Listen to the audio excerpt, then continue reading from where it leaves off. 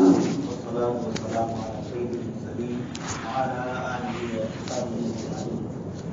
قال الله تبارك وتعالى في كلام الحكيم والفرقان الحميد: أعوذ بالله من الشيطان الرجيم. بسم الله الرحمن الرحيم.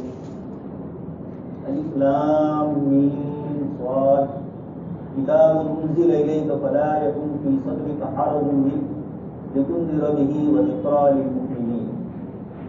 صدق الله العظيم وصدق رسوله النبي الكريم ونحن على ذلك لمن الشاهدين والشاكرين والحمد لله رب العالمين. مکرم حضرات علماء کرام اور ایمان والے بھائی، گزشتہ کل کی تراویح میں سورہ انعام پڑھی گئی جو مکی سورت، اور اس میں اللہ تبارک تعالیٰ کی قدرت اور طاقت اور اس کی عظمت اور اس کے مقابلے میں انسانوں کی طرف سے جو اللہ پاک کے ساتھ زیادتی ہو رہی ہے، اللہ پاک کی صفات کے متعلق جو گڑبڑ ہو رہی تھی، اس کو بھی ذکر کی. گویا پوری صورت کا پورا خلاصہ انسان کو آفاق اور انفس میں، جو اوپر کی دنیا میں اور اپنی ذات میں اللہ پاک کی ہزاروں لاکھوں مخلوقات میں اللہ تبارک تعالیٰ کی جو خدائیت اور اس کی ربوبیت چل رہی ہے، اس کو انسان کو متوجہ کیا اور اس کی توحید کو ذکر کیا.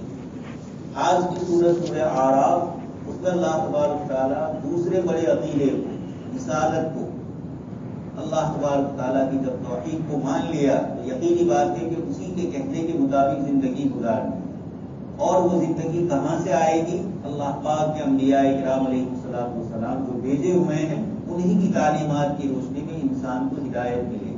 اس لیے اسلام کا بنیادی دوسرے نمبر کا عقیدہ رسالت.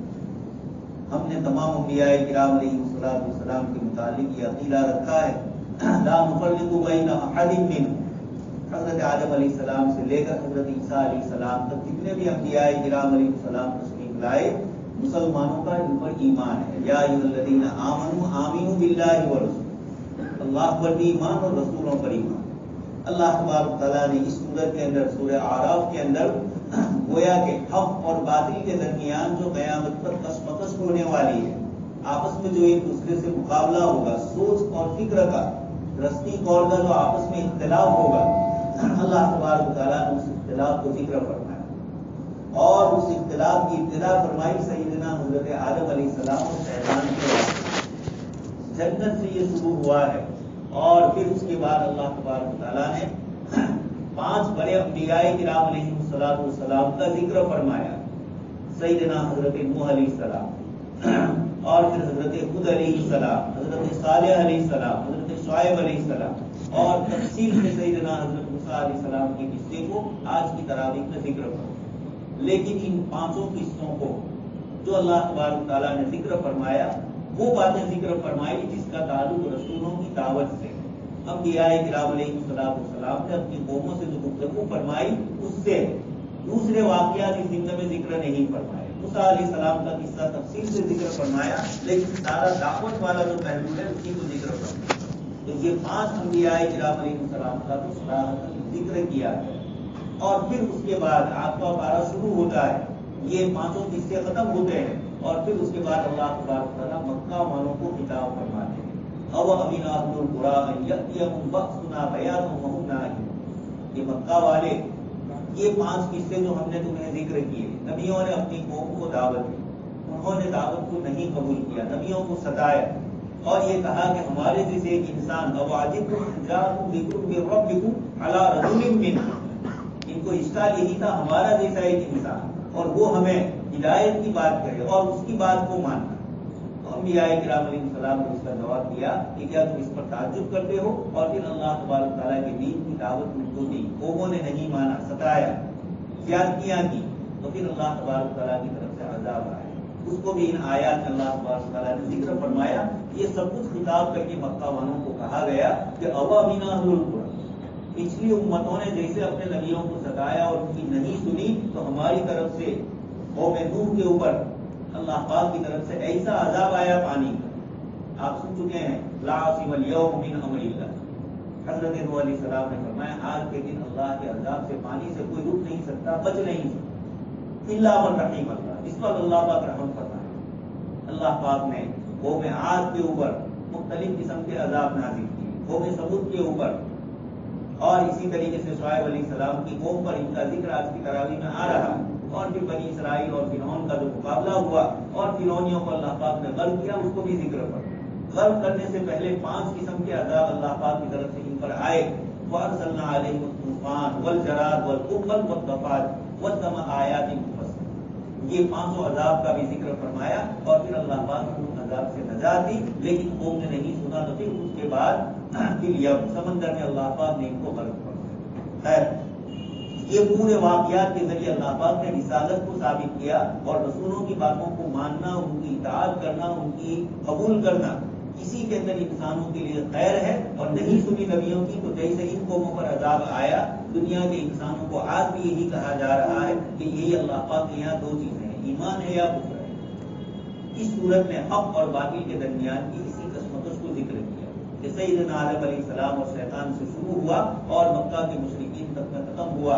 یہ تو نبیوں کے ساتھ ہوا، اور پھر امتوں کے ساتھ جو ہو رہا ہے ہمارے ساتھ، یہ قیامت تک چلتا رہے۔ علامہ اقبال رحمۃ اللہ علیہ نے اپنے ایک شعر کے اندر اسی کو ذکر کیا ہے، سطح زیرہ کار ہے ازل سے تا امروز، چراغ مصطفی سے شرار بولہب۔ سطح زیرہ کار ہے یعنی حق اور باطل کے درمیان کی یہ کشمکش اور آپس میں یہ ٹکراؤ، یہ اللہ پاک نے پہلے سے رکھا ہے، سطح زیرہ کا ہمیشہ سے رہا ہے۔ چراغ مصطفی، ایک طرف نبیوں کا چراغ اور نبیوں کی دعوت والا نور ہوگا، اور دوسری طرف شرار ابو لہب کی چنگاریاں ہو، یعنی مخالفت کرنا ہو۔ یہ قیامت تک چلتا رہے گا۔ اللہ تبارک تعالیٰ فرماتے ہیں کہ یہ ہماری طرف سے ایک نظام ہے۔ ایسے موقع پر ایک مسلمان کو کیا کرنا ہے؟ پہلی ہی آیت میں فرمایا کتاب انزل الیک فلا یکن فی صدرک حرج منہ۔ کتاب آپ صلی اللہ علیہ وسلم کو فرمایا جا رہا ہے کہ ہم آپ پر کتاب نازل کر رہے ہیں، اس کے مضامین پر آپ کو ذرہ برابر شک نہ ہو۔ آپ صلی اللہ علیہ وسلم کو تو نعوذ باللہ شک ہونے کا سوال نہیں ہے، لیکن آپ کو خطاب فرما کر امت کو بتلایا کہ توحید کا عقیدہ، رسالت کا عقیدہ، اور تیسرا عقیدہ آگے آ رہا ہے والوزن یومئذ بالحق۔ یہ بنیادی ہے، پہلے 2 عقیدوں کے بعد تیسرا عقیدہ کہ ایک دن حساب کتاب کے لیے اللہ پاک کے یہاں ترازو میں میرے اعمال تولے جائیں گے۔ والوزن یومئذ بالحق ونضع الموازین القسط لیوم القیامہ۔ اس آیت میں بھی فرمایا ومن ثقلت موازینہ، جس کے ترازو کا پلڑا بھاری ہو گیا تو اولئک هم المفلحون، یہ کامیاب ہوں گے۔ ومن خفت موازینہ، اور جن کا پلڑا ہلکا ہوا تو اولئک الذین خسروا انفسهم، یہ وہ لوگ ہیں جنہوں نے اپنے آپ کو خسارے میں ڈالا۔ یہ نہیں کیا کہ ہم نے خسارے میں ڈالا، یہ انسان کو اس دار دنیا میں اختیار دیا ہے اچھے اور برے کاموں کا، اور اچھے کاموں کی ترغیب بار بار دی گئی، اور برے کام بھی رکھے گئے، اس لیے یہ دار العمل ہے، امتحان کی جگہ ہے۔ اس لیے اللہ تبارک تعالیٰ نے یہ دونوں چیزیں ہیں۔ اس لیے اس سلسلے میں سب سے پہلے حضرت آدم علیہ السلام کے قصے کو ذکر فرمایا۔ اللہ پاک نے شیطان اور فرشتوں کو سب کو کہا، آدم علیہ السلام کو سجدہ کرنے کا حکم دیا، سب نے اللہ تبارک تعالیٰ کے حکم کو مان لیا۔ فسجد الملائکہ الا ابلیس فسجدوا الا ابلیس، اس جگہ پر فرمایا سب نے سجدہ کیا۔ اب یہ حضرت آدم علیہ السلام کو سجدہ کرنا اللہ پاک کا حکم ہے، اور دار دنیا میں نہیں ہے، دار آخرت کے، دونوں جگہ کے احکام الگ الگ ہیں۔ اور اللہ پاک نے حضرت آدم علیہ السلام کو سجدہ کرنے کا حکم دیا ہے، اس کی کیا اللہ پاک کی حکمت ہوگی، اللہ تبارک تعالیٰ ہی اس کو جانتے ہیں۔ لیکن قرآن کریم میں اللہ پاک نے اس امت کو بتلا دیا، 70ویں پارے میں آیت آ رہی کہ ایک اللہ پاک کے علاوہ اور کسی کو سجدہ نہ کیا جائے۔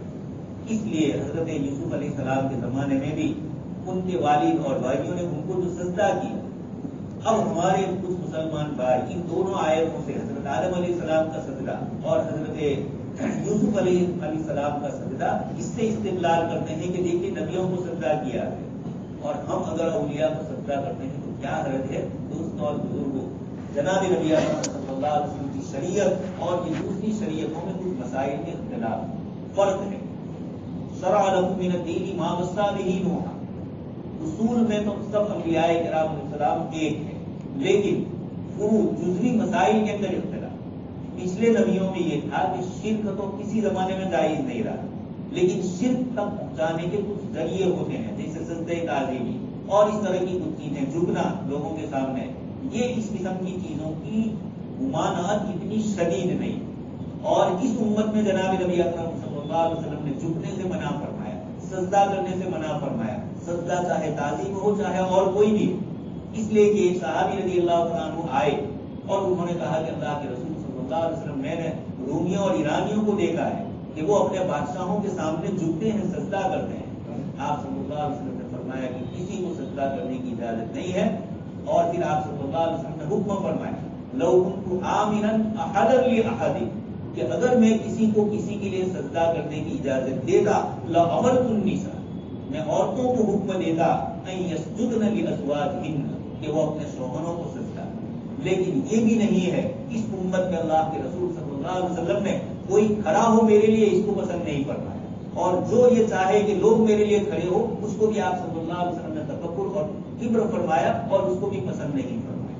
تو اللہ تبارک و تعالیٰ نے اس امت کو قرآن کریم کی اس آیت میں اللہ پاک نے صاف فرمایا کہ اللہ کی مخلوقات میں صورت ہے، جان ہے، فلاں ہے، فلاں ہے، تم ایک اللہ کے علاوہ کسی کو سجدہ کرو۔ یہ اس امت کے لیے یہی صاحب دنیا کی عقیدہ ہے۔ نہ صحابہ میں سے کسی نے اللہ کے رسول کو سجدہ کیا، نہ کسی بزرگ نے کسی بزرگ کو کیا۔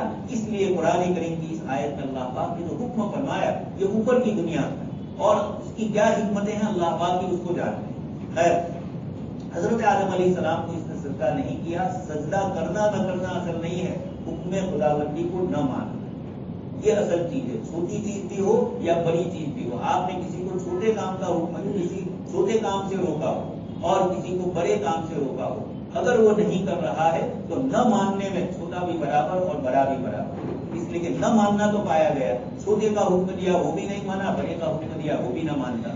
اس لیے اسلامی شریعت کے اندر نواہی، جن چیزوں سے اللہ پاک نے منع فرمایا اس کی بڑی شدید وعید ہے، اس سے بچنا ضروری ہے۔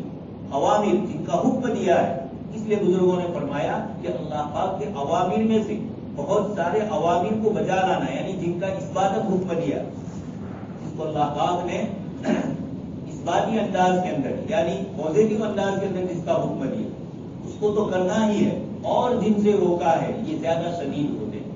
تو اوامر کے مقابلے میں نواہی سے بچنا، یہ مطلب نہیں کہ اوامر پر عمل نہ کریں، اس پر بھی کریں، لیکن نواہی سے بچنا اور زیادہ مشکل۔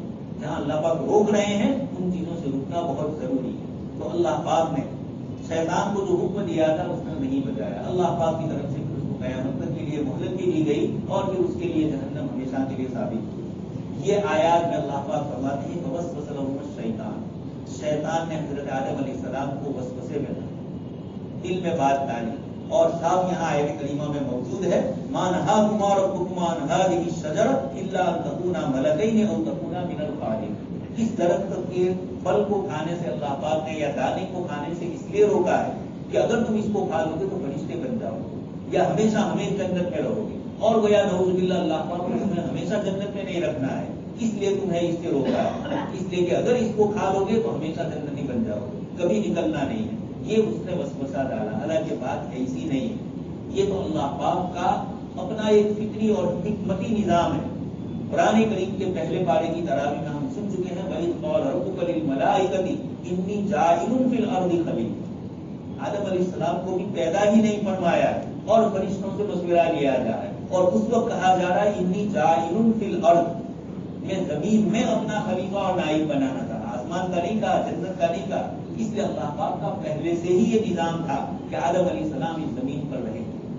اس لیے آدم علیہ السلام سے جو غلطی ہوئی، حضرت حوا سے جو غلطی ہوئی، اس کو یہ اللہ تبارک و تعالیٰ کی طرف سے ساری دنیا میں تو پہلے سے بھیجنا تھا۔ نعوذ باللہ یہ مطلب نہیں ہے کہ وہاں دانا کھایا اس لیے اللہ پاک نے نیچے اتارا، یہ تو سبب بن، اس لیے کہ پیدا کرنے سے پہلے اللہ پاک فرماتے۔ چنانچہ یہی سوال حدیث شریف میں ہے، حضرت موسیٰ علیہ السلام نے حضرت آدم علیہ السلام سے کہ آپ ہمارے والد اور آپ ہمارے بڑے آپ ابا ہے ہمارے، آپ نے دانا کھایا تو ہمیں جنت سے نیچے اترنا۔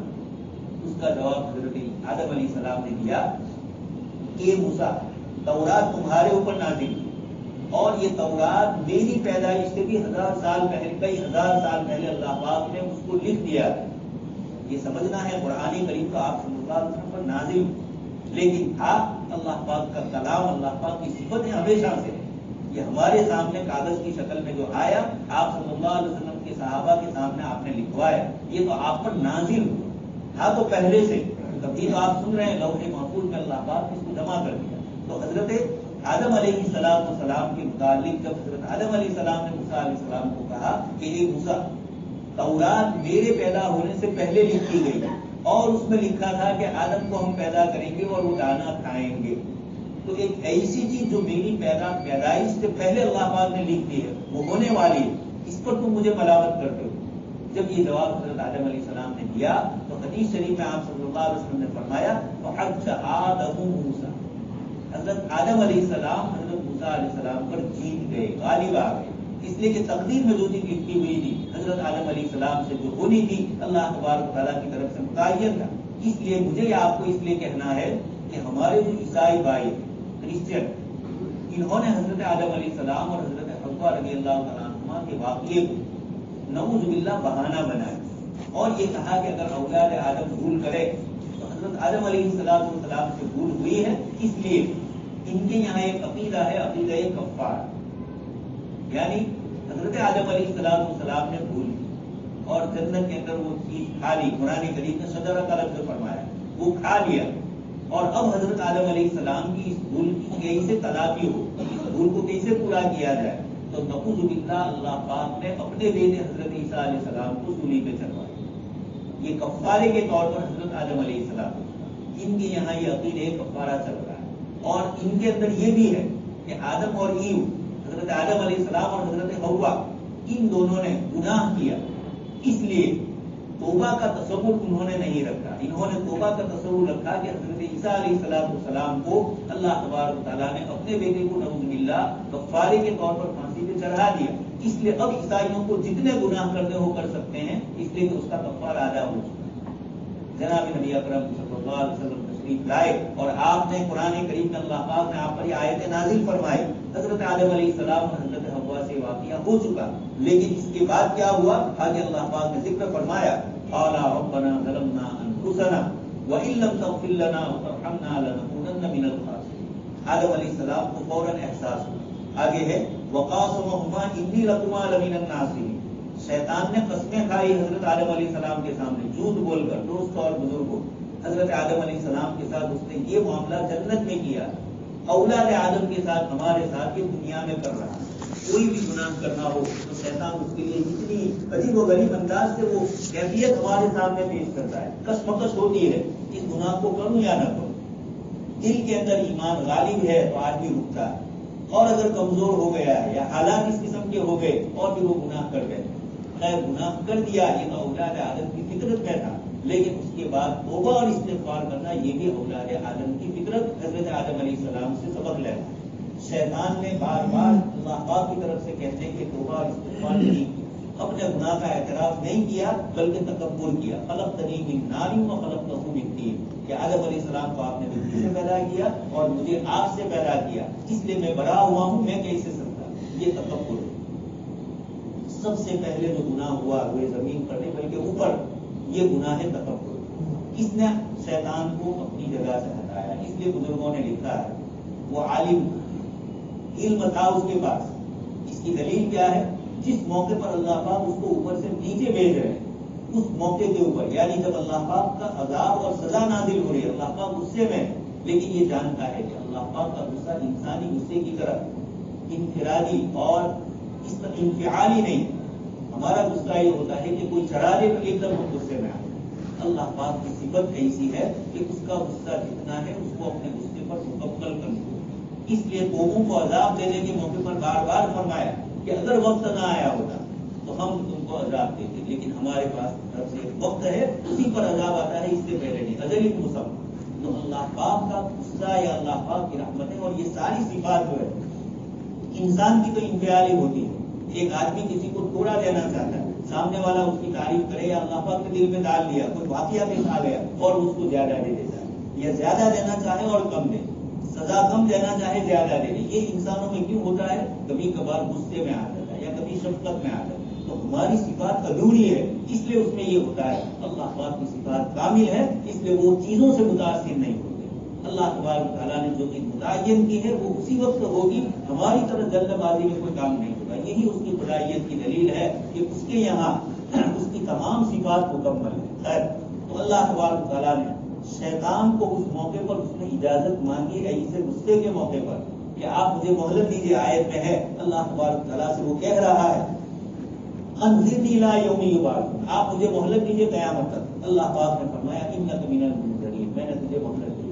یہ اللہ پاک کا ایک نظام ہے، حق اور باطل کے درمیان کس مکس کے لیے شیطان نہ ہوتا تب بھی اللہ تبارک و تعالیٰ دار دنیا میں عمل کے لیے ہمیں بھیجا ہے، تو عمل کے لیے پورا اختیار دینا چاہتے ہیں، اچھی چیز کا بھی بری چیز کا، تاکہ کل قیامت کے دن بندے کا امتحان ہو سکے، بندہ کہے کہ آپ نے تو مجھے مجبور کیا تھا، اس لیے میں نہیں کر سکا، یہ جواب نہیں چلے گا۔ مشرکین مکہ قیامت کے دن یہ کہیں گے لو شاء اللہ ما اشرکنا ولا آباؤنا، کہ اگر اللہ پاک چاہتے تو ہم اور ہمارے باپ دادا شرک نہ کرتے، اللہ ہی نے تو چاہا ہے۔ اس کا جواب دیا کہ اللہ نے نصیحت تو دی ہے، لیکن دونوں راستے، فریق فی الجنہ اور فریق فی السعیر، جنت والا راستہ بھی دیا ہے اور جہنم والا راستہ بھی دیا ہے۔ اس لیے اللہ تبارک تعالیٰ نے اس سورت کے اندر بتلانا یہ ہے کہ شیطان علم جانتا تھا کہ اللہ پاک مہلت دیں گے، عمل بھی تھا، جنت کے اندر اتنا عمل کیا تھا تبھی تو فرشتوں کے ساتھ ہو گیا، لیکن عشق الہی اور معرفت الہیہ اس کو نصیب نہیں۔ اس نے یہ نہیں دیکھا کہ آدم چھوٹے ہیں یا بڑے، حکم جس ذات کا ہو رہا ہے وہ کون ہے۔ اس لیے دوست اور بزرگوں، تکبر آدمی کو اچھائیوں سے روکتا ہے۔ یہ اس آیات سے ہمیں سبق ملتا ہے کہ دنیا میں بھی تکبر کرے گا اللہ پاک کو پسندیدہ نہیں۔ دوسرا مسئلہ ہوا حضرت آدم علیہ السلام کو اس نے ورد لگایا، یعنی آپ جنت میں ہمیشہ رہیں گے، اس کی حرص اور لالچ دلوائی۔ حضرت آدم علیہ السلام جنت میں رہنے اور اللہ پاک سے قرب اور نزدیکی ہوگی، اس محبت کی بنیاد کے اوپر آپ سے یہ گناہ۔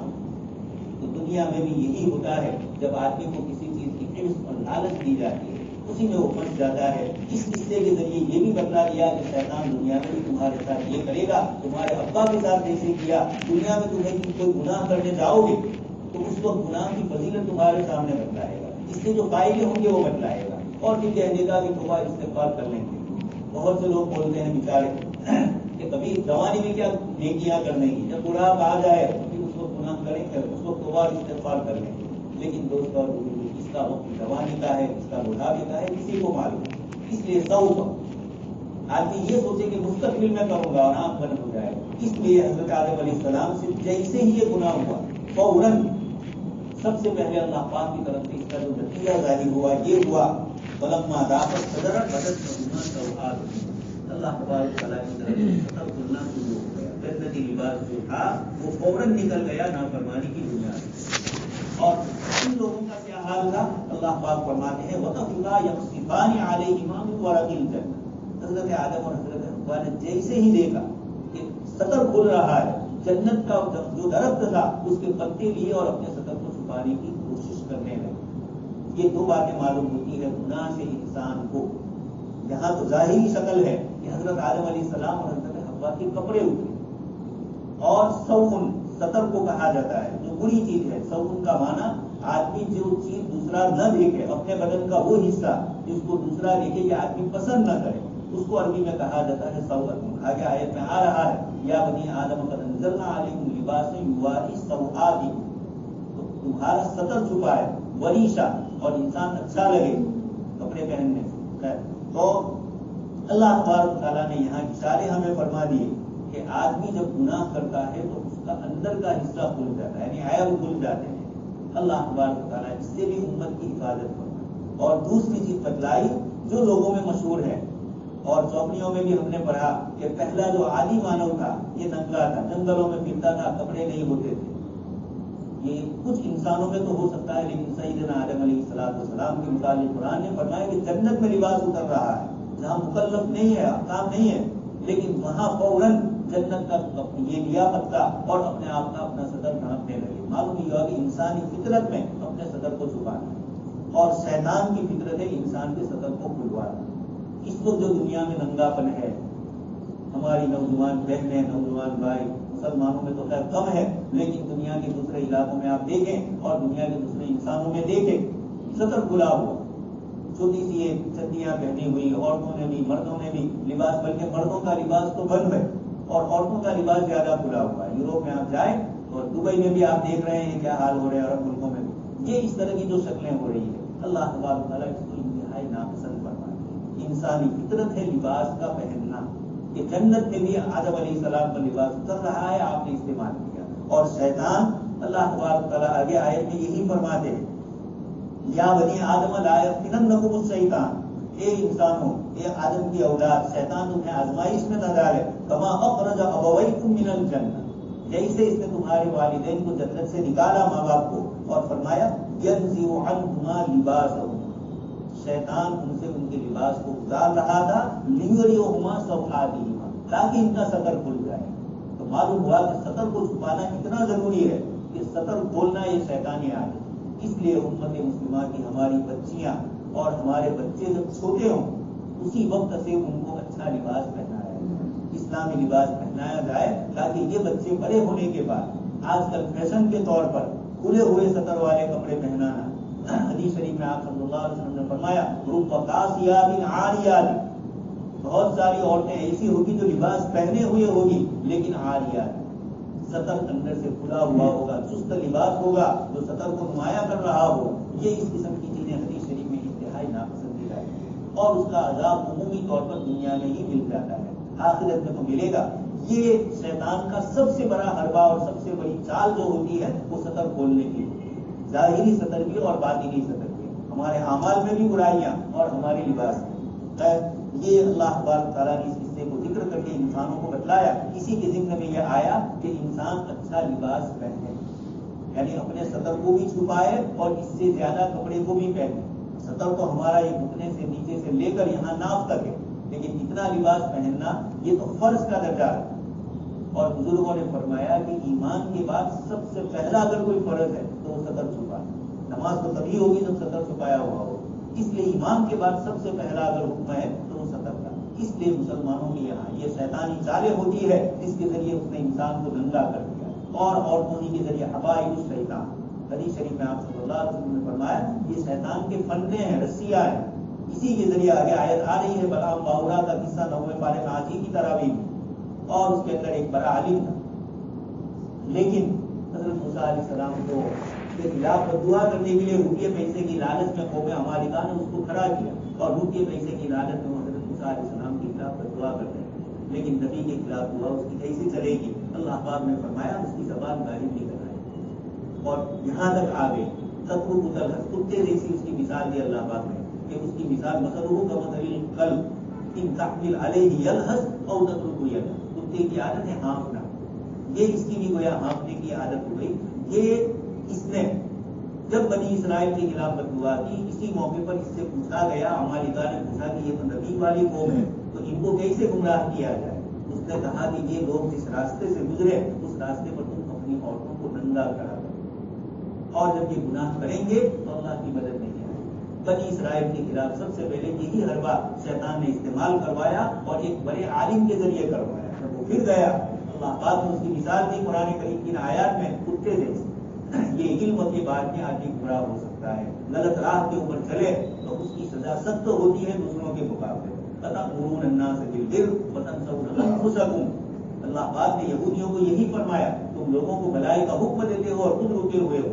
اس لیے حدیث شریف میں ہم واعظ کرنے والے، بیان کرنے والے، نصیحت کرنے والوں کے لیے بھی بڑی تاکید ہے کہ دوسروں کو جو بات آپ کہتے ہو خود بھی اس کے اوپر عمل کرو، یہ بہت ضروری ہے۔ لِمَ تَقُولُونَ مَا لَا تَفْعَلُونَ، جو تم نہیں کرتے ہو لوگوں کو کیسے کہتے؟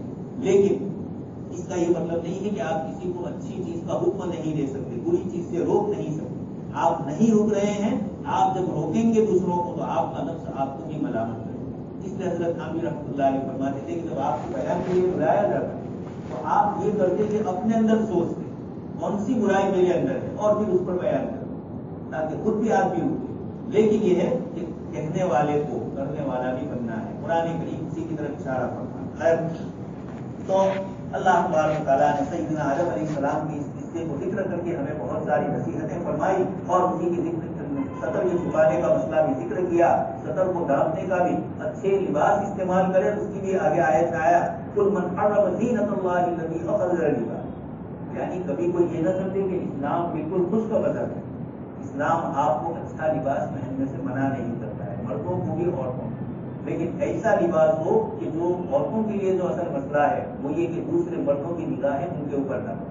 حدیث شریف میں ہے جب عورت گھر سے باہر نکلتی ہے استشرفها الشیطان، شیطان اس کو جھانک کر دیکھتا ہے، اور اجنبی مردوں کی ان کی دلوں کے اندر یہ لالچ ڈالتا ہے کہ فلانی عورت حسین و جمیل ہے۔ اب اگر عورت نے بھی اس طرح پہنا ہے یا اس طرح کی چیزیں استعمال استعمال کی ہے تو یہ مردوں کے لیے نشانہ بن جائے. اس لیے حدیث شریف میں عورتوں کو ان چیزوں سے تو منع کرنا ہے. اپنے گھروں کے اندر اگر وہ لباس استعمال کر رہی ہے اچھا تو اس سے نفی نہیں ہے. خاص کر کے اسلام یہ کہنا چاہتا ہے کہ اسلام بالکل اعتدال والا مذہب ہے. یہ اللہ کی نعمتوں کو استعمال نہ کرو ایسا نہیں کہا گیا ہے. یہود میں اور عیسائیوں میں بہت سے لوگ جوک پن میں رہے اور جنگلوں میں اور پہاڑوں میں چلے گئے, شادی بیاہ نہیں کیا, کپڑے بھی جیسے ویسے, اس سے اسلام نے منع. آپ صلی اللہ علیہ وسلم کے ایک صحابی تشریف لائے اور ان کے بدن کے اوپر کپڑا تھوڑا کم تھا اور معمولی تھا. آپ صلی اللہ علیہ وسلم نے پوچھا کیا تمہارے پاس مال ہے؟ یعنی اس زمانے میں مال اونٹ ہوتے تھے, گائے ہوتی تھی اور اس طرح کی جو جانور وغیرہ ہوتے تھے. انہوں نے کہا بالکل للمال, اللہ کے رسول میرے پاس ہر قسم کا مال. تو آپ صلی اللہ علیہ وسلم نے فرمایا کہ اللہ پاک یہ چاہتے ہیں کہ تمہارے جسم کے اوپر اللہ کی نعمتوں کو بتلاؤ کہ اللہ نے مجھے دیا ہے, تکبر نہ ہو. لیکن اللہ کی اچھی نعمت استعمال کرنا اس سے ہوگا نہیں. یہ جناب نبی اکرم صلی اللہ علیہ وسلم نے فرمایا. اس آیت میں بھی اللہ پاک کھانے پینے میں بھی یہی ہے, والطیبات من الرزق, اچھا رزق ہے اللہ نے دیا ہے آپ کو تو آپ کھا سکتے ہیں, استعمال کر سکتے ہیں. قل ہی للذین آمنوا فی الحیات الدنیا, اللہ پاک نے البتہ آگے فرمایا انما حرم ربی الفواحش, برائیاں اور ایسا لباس جو گناہوں تک پہنچا ہے اس سے منع فرمایا. یہ قرآن کریم نے اعتدال کے ساتھ ہمیں فرمایا. آگے سورت کا نام آراف. آراف جنت اور جہنم کے بیچ میں ایک جگہ ہے اور بڑی اونچی جگہ ہے, اور وہاں آراف والے, وہاں والے جو لوگ ہیں ان کا نام ہوا آراف والے. ایک تو جنت والے جو جنت کے اندر جائیں, ایک جہنم والے جو ہمیشہ ہمیں جہنم, اور ایک ایمان والوں کی وہ تعداد ہوگی جن کی نیکیاں بھی ہے اور گناہ بھی ہے, ہم جیسے لوگ. یہ اس قسم کے جو بیچ والے ہیں یہ ابھی جنت میں نہیں گئے ہوں, جنت میں جانے کی امید رکھتے ہوں, اور یہ دونوں فریق کو دیکھیں گے, ایمان والوں کو بھی اور غیر ایمان والوں کو, اور یہ ان سے کچھ گفتگو کریں گے. خود جنت والے بھی جہنم والوں سے گفتگو کریں گے, جہنم والے جنت والوں سے گفتگو کریں گے. یہ ساری پوری گفتگو اللہ تبارک و تعالیٰ نے ان آیات میں ذکر کی, اس لیے سورت کا نام آراف رکھا ہے. ان گفتگو کے اندر اللہ تبارک و تعالیٰ فرماتے ہیں ونادى اصحاب الجنہ, جنت والے جہنمیوں سے کہیں گے ان قد وجدنا ما وعدنا ربنا حقا, اللہ پاک نے ہم سے جو دنیا میں وعدے کیے تھے جنت کے وہ ساری نعمتیں ہم نے دنیا جنت کے اندر پا لی. فهل وجدتم ما وعد ربكم حقا, جہنم کے اوپر اللہ نے جو وعید کی تھی کیا تم نے وہ وعیدیں دیکھ لی, عذاب اور سزائیں دیکھ لیا؟ قالوا نعم, جہنم والے کہیں گے کہ جی ہاں, اللہ پاک کی جتنی وعیدیں تھیں ہم نے اس کو نہیں روکا اپنے آپ کو, تو اللہ پاک کی طرف سے ساری سزائیں ہم یہاں دیکھ رہے ہیں. مؤذن مؤذن بینہم, پھر اللہ پاک کا ایک فرشتہ اعلان کرے گا کہ اللہ کی لعنت ہے ظالمین پر, اور گفتگو بند ہو جائے گی. آگے فرمایا وعلی الاعراف رجال, آراف کے اوپر کچھ لوگ ہیں جو جنتی اور جہنمی دونوں کو پہچانتے ہوں گے. وہ کہیں گے اصحاب الجنت ان سلام علیکم, جنت والوں کو سلام کریں گے.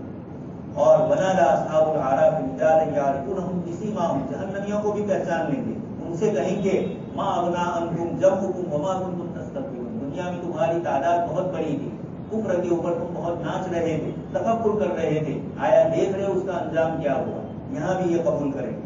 ونادى اصحاب النار, اس موقع پر جہنمی کہیں گے ان افیضوا علینا من الماء, جنتیوں سے کہیں گے کہ کچھ تو پانی ہمیں پلا دو, جہنم کی بہت سخت تپش ہمیں لگ رہی ہے اور انتہائی سخت پیاس ہے, ایسے موقع پر پانی دیجیے ہمیں کچھ. لیکن قالوا ان اللہ حرمهما علی الکافرین, جنتی کہیں گے کہ کفر کرنے والے پر اللہ نے اس کو حرام کر دیا, ہم نہیں دے سکتے.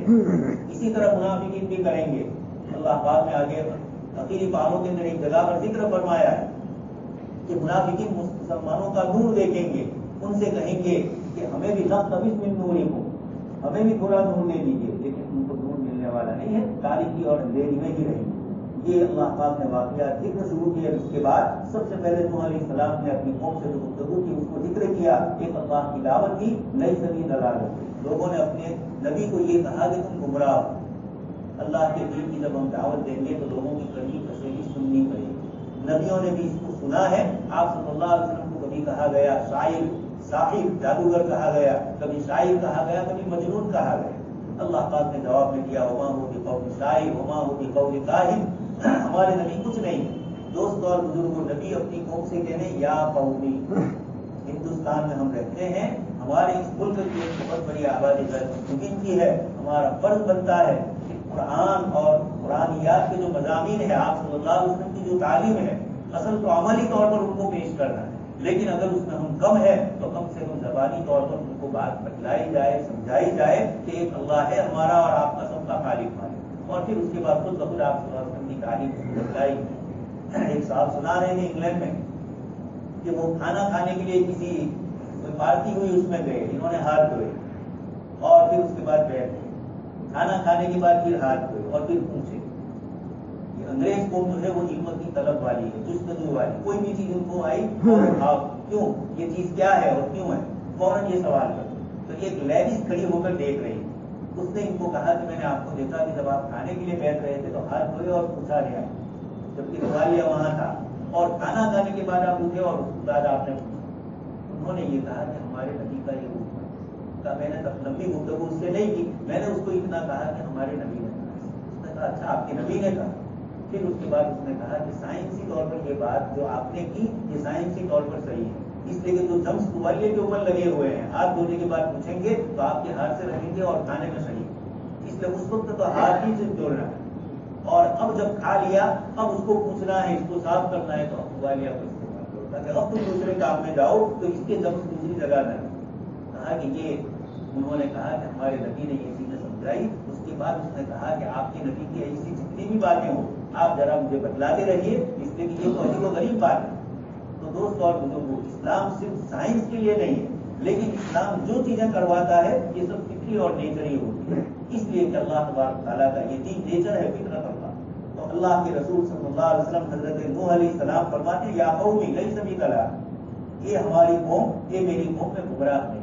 آگے دوسرے نبی حضرت ہود علیہ السلام فرماتے ہیں یا قومی لیس بی صفا، یا قومی، ہم یہ کہیں کہ ہمارے بھائی، یہ ہمارے ہم وطن، یہ ہندوستان والے، یہ جملے قرآن میں بتلاتا ہے کہ کافر قوم ہے لیکن ان سے خطاب اور انداز گفتگو نبی کیا کر رہے ہیں، یا قوم، یہ میری قوم، اپنی قوم ہے، ہندوستانی ہے ہم، یہ اس طریقے سے لیس بی ضلال، اور آگے فرماتے ہیں کہ میں گمراہ نہیں، میں بیوقوف نہیں، لڑنے نہیں گئے نہیں، صرف اتنا کہہ دیا کہ آپ کی سمجھ نہیں ہے، آپ صحیح سمجھیں گے تو آپ کو سمجھ میں بات آ جائے گی۔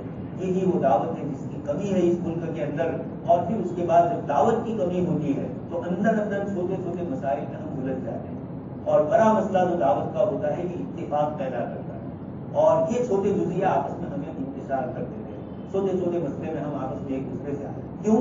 اس لیے کہ بڑے مقصد کی طرف توجہ نہیں گئی تو چھوٹے مقاصد میں الجھ کر آدمی پریشان ہو جاتا ہے۔ اللہ نے نبیوں کی اس دعوت کو بتلا کر ہمیں بتلایا یہ دعوت دینا ہے، اور کیسی؟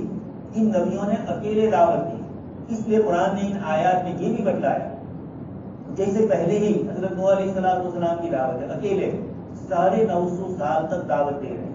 اور حافظ ابن کثیر رحمۃ اللہ علیہ اپنی تفسیر کے اندر ایک اور کتاب الگ لکھی ہے، انہوں نے قصص القرآن، قصص الانبیاء، نبیوں کے واقعات، اس میں حافظ ابن کثیر رحمۃ اللہ علیہ نے یہ لکھا ہے کہ نوح علیہ السلام ایک نسل کے اوپر انتظار کرتے تھے کہ یہ چلی جائے دوسری نسل آئے گی، باپ چلا جائے بیٹا آئے گا تو شاید وہ ایمان قبول کر لے۔ اس طرح کتنی نسلیں گزری لیکن ایک کے بعد ایک خطرناک یہ آتے تھے۔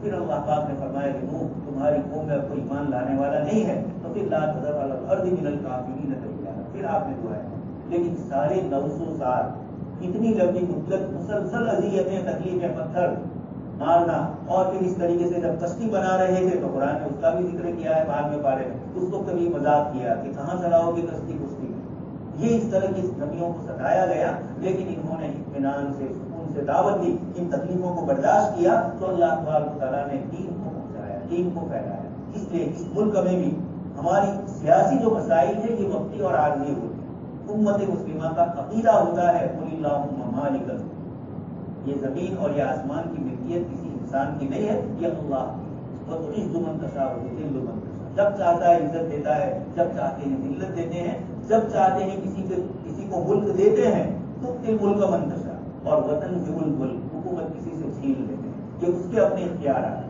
ایک مسلمان ان چیزوں کو 2 نمبر پر سمجھے اور پہلے نمبر پر ایمان اور ایمان کی دعوت کو سمجھے۔ دوست اور بزرگوں، اس لیے اس ملک میں ضرورت یہ ہے، یہ نبیوں والی دعوت اور یہ رسالت والی دعوت کے لوگ بیچارے بھوکے ہیں، ہمارے پاس جو ہے وہ ہم نے ان کو دیا نہیں۔ یہ اتنی شاندار باتیں قرآن کریم کی ہے لیکن کوئی مسلمان ہی قرآن کو نہیں سمجھتا آ رہا، تو پھر جب یہ لوگ پڑھتے ہیں تو تعجب کرتے ہیں، اسے بات اندر سے لوگ پریشان ہیں، الگ الگ معبودوں کی عبادت کر کے، جیسے ایک بزرگ نے مثال دی ہے کہ ایک عورت کو بچہ نہ ہو اور وہ بچے کے لیے طلب کر رہی ہو، اب بچہ ہے نہیں تو گڑیا سے کھیلتی ہے اور اس کو اپنی بغل میں رکھتی ہے بیٹے کی طرح، لیکن کب تک کرے گی؟ ایک زندہ بچہ، اس کی حرکتیں، نزاکتیں، اس کا کودنا کھیلنا الگ ہوتا ہے، اور ایک گڑیا ہے وہ تو بے جان ہے، وہ کیا کرے گی؟ کچھ نہیں ہوگا۔ یہ 2-4 منٹ کے لیے تسلی لیتی ہے، پھر سمجھ جاتی ہے کہ یہ میرا بیٹا یا میری اولاد نہیں ہے، یہ تو ایک بے جان چیز ہے۔ بس یہی حال ہوتا ہے اللہ کے علاوہ غیروں کے دروازے پر جانے والے۔ 2-4 منٹ کے لیے تو ان کو سکون مل جاتا ہے کہ فلاں جگہ گئے اور فلاں اس کے اوپر گئے، اس کے اوپر گئے، اور 2-4 منٹ کے لیے اپنے دل کو تسلی ہوئی، لیکن اندر سے وہ زندگی پور نہیں ہوتی جو اللہ والی، اللہ کی معرفت اور اللہ کی پہچان کے بغیر جو اندر مخلوق کی عبادت کرنے والے، مخلوق کو پوجنے والے، 2-4 منٹ کے لیے تو تسلی آ جاتی ہے، لیکن زندگیوں کے مسائل حل نہیں ہوتے ہیں، اندر سے یہ بے چین اور بے قرار ہوتے ہیں، اور یہاں تک ہوتے ہیں کہ یہ پتہ نہیں ہوتا ہے کہ ہم بے چین اور بے قرار کیوں ہیں۔ یہ کفر کی بنیاد کے اوپر اللہ پاک نے یہ نحوست اس کی رکھی ہے کہ اس سے بے چینی اور بے قراری میں ہوتا ہے، اور بہت زیادہ کفر ہو تو یہ بے چینی اور بے قراری کیوں ہے اس سے بھی محروم کر دیا، اس کو سوچنے سے بھی محروم کر دیا جاتا ہے۔ اس لیے قرآن کریم کی ان آیات میں اللہ تبارک و تعالیٰ نے نبیوں کے ان واقعات کو ذکر کیا اور یہ بتلایا نبی اکیلے تنہا دعوت دے رہے ہیں اور وہ مقابلے میں ہر قسم کی تدبیر اختیار کر رہی ہے، لیکن نتیجتاً اللہ پاک نبیوں کو کامیاب کرواتے ہیں۔ ختم اللہ لأغلبن انا ورسول، اللہ پاک نے فرمایا، لکھ دیا ہے ہم نے کہ میں اور میرے انبیاء کرام علیہ السلام ہی غالب رہیں گے۔ انا لننصر رسولنا والذین آمنوا فی الحیاۃ الدنیا، ہم ضرور بھی ضرور نبیوں کی اور نبیوں کو ماننے والوں کی مدد کریں گے اس دنیاوی زندگی میں بھی، وَيَوْمَ يَقُومُ الْأَشْهَادُ، اور جب گواہ قائم ہوں گے یعنی قیامت کا دن ہوگا اس وقت بھی نصرت ہوگی۔ اس لیے اللہ تبارک تعالیٰ نے نبیوں کی نصرت والی ان چیزوں کو ذکر فرما کر بتلا دیا کہ قومیں بڑی طاقت والی آئی، فرعون آیا، نمرود آیا، حامان آیا، عاد و ثمود آئے، لیکن اللہ نے جب ہلاک کیا تو یہ باقی نہیں رہ سکے، روئے زمین پر آج خندرات پڑے ہوئے ہیں۔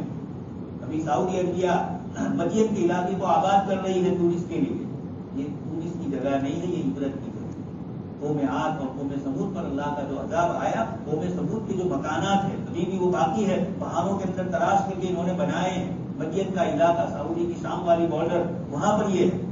اللہ پاک نے ان آیات میں اس کو ذکر کیا کہ یہ بڑے بڑے مکانات اور یہ شاندار چیزیں، لیکن کیا ہوا؟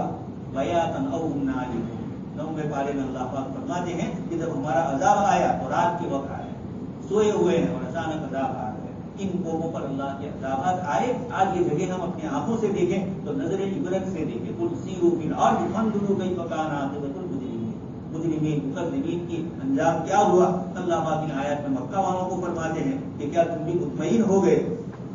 ان یأتیہم بیاتا فأسنا بیاتا او ہم نائمون۔ پھر آگے سیدنا موسیٰ علیہ السلام کا پورا قصہ ذکر کیا، فرعون کے ساتھ اللہ پاک نے موسیٰ علیہ السلام کو غالب کیا۔ فرعون کی جادوگر اس نے خود بلائے، اس نے خود لمبی چوڑی لالچیں دی، لیکن جب جادوگروں نے اپنی جادو کی رسیاں ڈال دی اور اللہ پاک فرماتے ہیں بہت سخت ان کا جادو تھا، اللہ پاک نے پھر بھی اس جادو کو ختم کر دیا۔ فاسترهبوهم وجاءوا بسحر عظیم، بہت بڑا جادو تھا ان کا، لیکن وأوحینا إلی موسیٰ أن ألق عصاہ، موسیٰ علیہ السلام سے فرمایا کہ آپ بھی ڈالیے اپنا عصا، فإذا هي تلقف ما يفقون، فوراً یہ جتنی بھی رسیاں تھیں جو سانپ کی شکل میں تھی نکل گیا، فوقع الحق وبطل ما كانوا يعملون، اللہ پاک فرماتے ہیں حق غالب آ گیا معجزے کے ذریعے اور باطل کو اللہ پاک نے ختم کر دیا۔ وغلبوا هنالك وانقلبوا صاغرين، یہ شکست کھا گئے، لیکن اللہ پاک کو ایمان نصیب کرنا تھا۔ وَأُلْقِيَ السَّحَرَةُ سَاجِدِينَ، القیہ کا لفظ ہے، کسی نے حکم نہیں دیا کہ سجدے میں جاؤ اور موسیٰ علیہ السلام کو مانو۔ تھوڑی دیر پہلے تو فرعون سے پوچھ رہے تھے کہ اگر ہم غالب آ گئے اور ہم یہ جادو کے ذریعے آپ کو فتح دے دیں تو ہمیں کیا ملے گا؟ اس نے کہا کہ آپ ہمارے مقربین درباری لوگ ہو جاؤ گے، آپ کی بڑا انعام نہیں اعزاز ہوگا۔ اور اب سیکنڈوں میں وَأُلْقِيَ السَّحَرَةُ، اللہ پاک فرماتے ہیں ملقی، یہ خود گئے نہیں، اندر کی طبیعت اور اندر کی فطرت اور نیچر نے ان کو کہا کہ یہی حق ہے، اس لیے فوراً سجدے میں گر گئے۔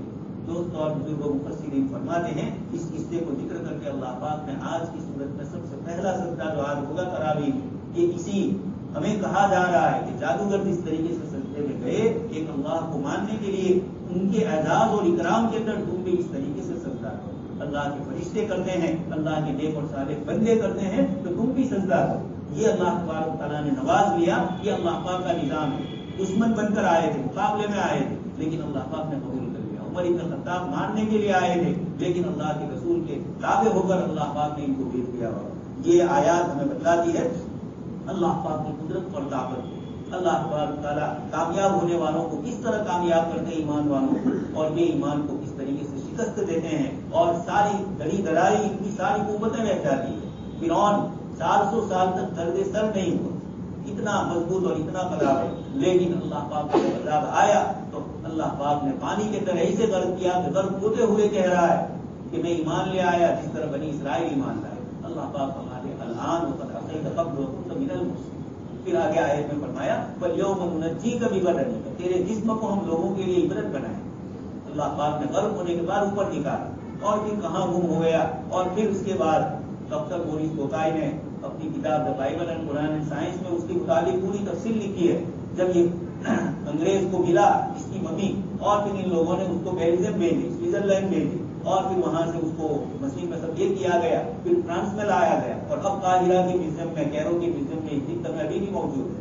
یہ ضروری نہیں ہے کہ وہی ہو، اللہ پاک کا تو یہ فرمان ہے۔ چنانچہ یہ کہا جا رہا ہے کہ جب مورس بوکائی نے اس کو دیکھا، ساری تحقیقی بہت بڑے ڈاکٹر ہے، اس کے بعد انہوں نے دیکھا کہ اوپر کچھ نمکینی میٹھے والا حصہ ہے، نمک والا، سالٹ والا حصہ ہے، تو یہ تعجب کرنے لگا کہ یہ ممی کے اندر کس طریقے سے ہے۔ وہاں ایک مسلمان ڈاکٹر کھڑے تھے فرانس میں، انہوں نے کہا کہ قرآن کریم یہ کہتا ہے کہ اللہ نے اس کو غرق کیا تھا اور پھر اس کو اوپر اٹھایا۔ جب اس کے بعد اس کے وہ اجزاء کا ریسرچ کیا گیا لیبورٹری میں، تو معلوم ہوا کہ یہ دریا کا نمکین ہی ہے دریا کی جو اس کے ساتھ لگی تھی۔ اس پر بھی ڈاکٹر مورس بوکائی ایمان لے آئے۔